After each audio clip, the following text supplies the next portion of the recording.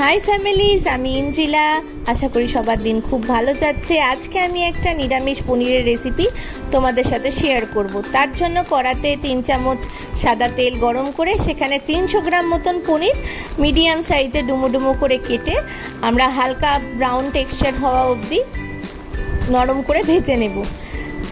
যতক্ষণ পনিরটা ভাজা হচ্ছে ততক্ষণ আমরা একটা জায়গার মধ্যে খুব ঠান্ডা চিল্ড ওয়াটার, যেটাকে আমরা বলি ফ্রিজের ঠান্ডা জল, তার মধ্যে অল্প একটু নুন দিয়ে সেই জায়গাটাতে তুলে রাখবো। আর পনিরগুলো ভাজা হয়ে গেলে পরে পনিরগুলো ওই জলের মধ্যে আমরা ভালোভাবে ভিজিয়ে দেব এবং হালকা চেষ্টা করব যাতে পনিরগুলো নিচের দিকে ডুবে থাকে, প্রেস করে দেওয়ার।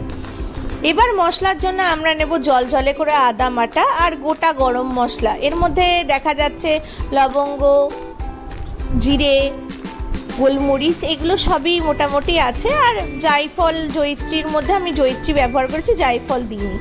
ফোড়নে এবার গোটা গরম মশলা দিয়ে সেখানে কুচি কুচি করে কাটা লঙ্কা আর ওই জলে করে রাখা আদার পেস্টটা আমরা দিয়ে দিলাম। সেটাকে ভালো করে আমরা কষিয়ে নেব।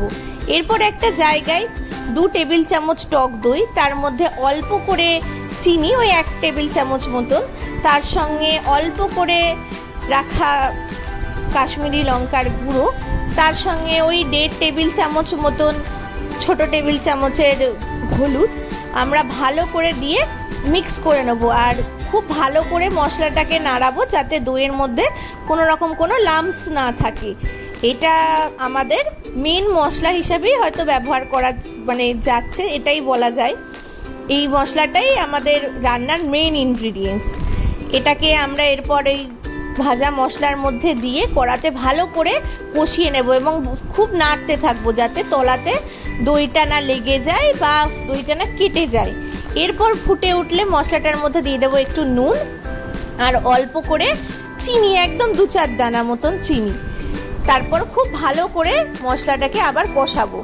এবার একটা জায়গার মধ্যে 4 থেকে 5টা কাজু আর 1 টেবিল চামচ মগজ ভালো করে জল দিয়ে পেস্ট করে নেব এবং সেই পেস্টটা এই কষানো মশলাটার মধ্যে আমরা দিয়ে দেব। কষানো মশলাটা ততক্ষণ এবার ফোটাবো হাই ফ্লেমে দিয়ে, যতক্ষণ না মশলাটা খুব ভালোভাবে ফুটে ওঠে ততক্ষণ আমরা হাই ফ্লেমেই রাখবো। যতক্ষণে মশলাটা ফুটে যাচ্ছে তারপর আমরা ঢাকনা চাপা দিয়ে গ্যাসটাকে কমিয়ে দেব মশলাটা তেল ছাড়া অবধি।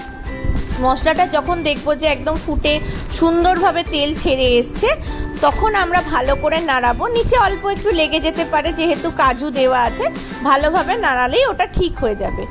সেখানে এবার মশলাটা সব কিছু দেওয়া হয়ে গেলে পনিরটা আমরা এবার ওই জল থেকে তুলে হালকা করে ওখানে ছেঁকে ছেঁকে দিয়ে দেবো মশলার মধ্যে এবং ভালো করে পনিরটাকে নাড়িয়ে নেব।